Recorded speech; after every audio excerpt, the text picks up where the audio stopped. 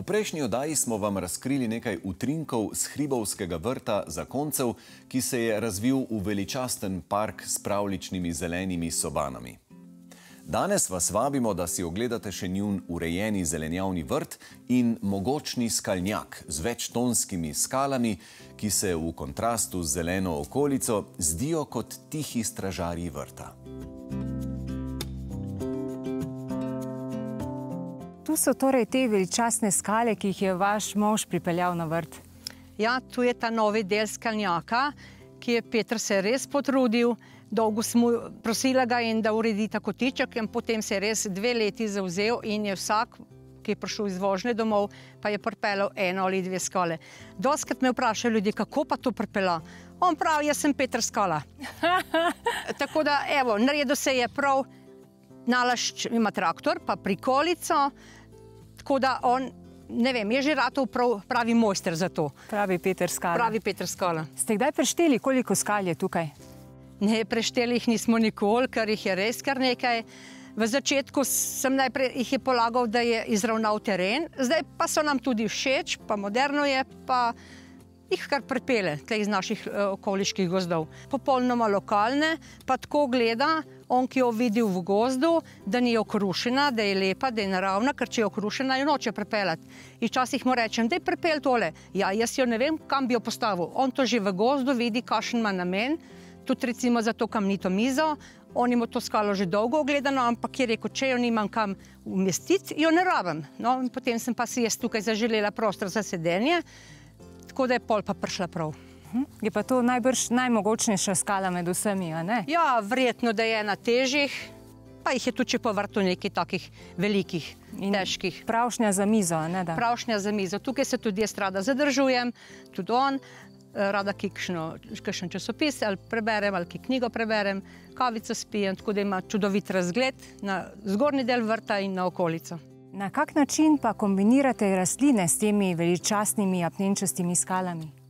Ja, tle pa kombiniram rada z barvnimi rastlinami, kot so recimo češmini, ki jih danes dobiš v raznoraznih barvah.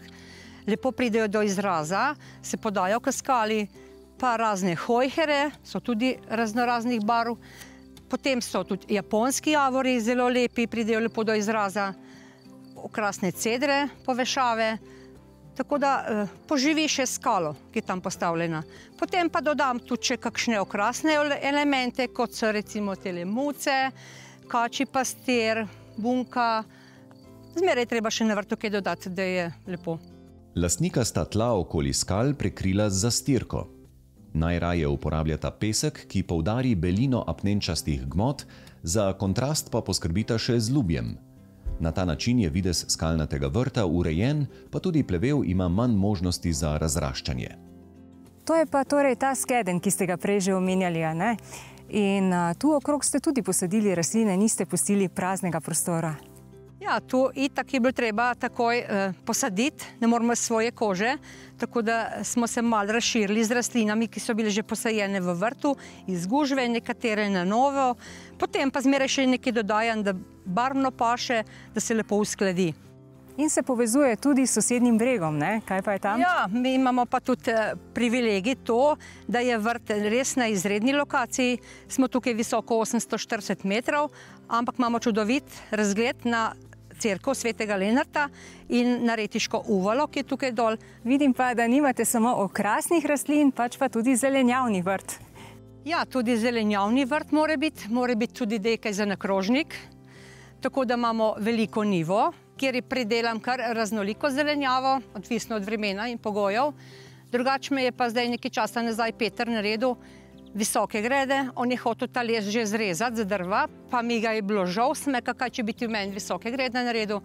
In res se pozna pri nas pomlad, ker je dolgo hladno, visoke grede, hitro se zelenjava pridela, malo pokrijem in tako da za družino in več imamo pridelka dost. Jaz pa nikoli nič ne špricam, niti za škodljivce, niti za bolezni, kar ostane je pač naravno. Opore za fižol in drugo zelenjavo na gredicah so več kot le praktičen element. Pač ne kupujem nobenih stvari, to se v gozdu naberem ali mi vnuk prinese, malo povežem se špago, pa lončke imam pa za okrasni element. tako da je tudi lepo za pogled. Tu ste pa poskrbeli za eno tako tradicionalno motiviko, ne? Ja, to sem pa vsake toliko časa moža nahecam Petra, da naredi ostrnice, povabi svojega bratranca, žlahtovca, on to prav da ne zna, da je malo tradicije. To so nekdaj v Loškem potoku, še ko ni bilo teh sušilnih naprav, se ljudje res verjetno mogli fajn matrati, da so to seno sušili na tak način. In so potem ustrezne skulpture tudi zraven. To sem pa malo dodam spet za dušo, tako da malo poživi. Daj vas stopi še malo do ribnika. Pa dajmo. Koliko ljudi je bilo potrebnih, da so ga izdelali? Samo za izkop, pa za varjeno folijo so poskrbeli drugi, za vse ostalo je pa tle kar Peter zaslužen.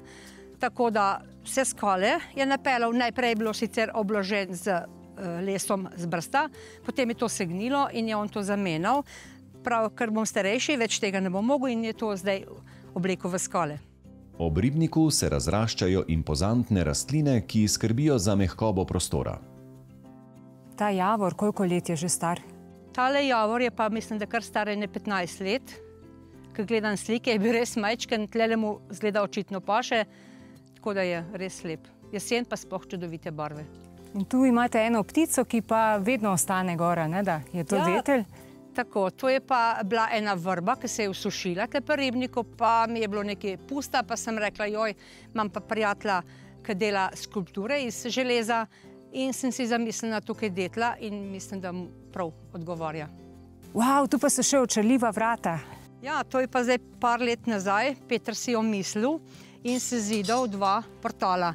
Eden meji na tale travnik cvetoč, ta drugi pa meji na spodnji del vrta. Tam so bile včasih posajene velike smreke, potem je bil žledolom in je bilo treba to odstraniti in na novo se zidal. Tako da narava tudi poskrbi, da je vedno kaj novega na vrtu. Lidija, imate morda še kakšne posebne cilje ali pa sanje povezane z vrtnim prostorom? Ja, zaenkrat posebnih ciljev in sanj ni. Širili se, vsaj mislim, da ne bomo več, ker je pač vrt velik en hektar, je za dva obdelovati to kar dost. Želim si, da bi ga lahko urejali še dolga leta in da bi nam bil še dolgo v ponos. No, bomo ponovno preverili, čez 8 let pridemo z Ambienti znova k vam. Ja, prav, dobrodošli vedno, čeprav kot moje kolegice, ki me poznajo, kar rečem, da se ne bom več širila, ne to govoriti, ker bo isto, ko pridemo v kontrolah malo.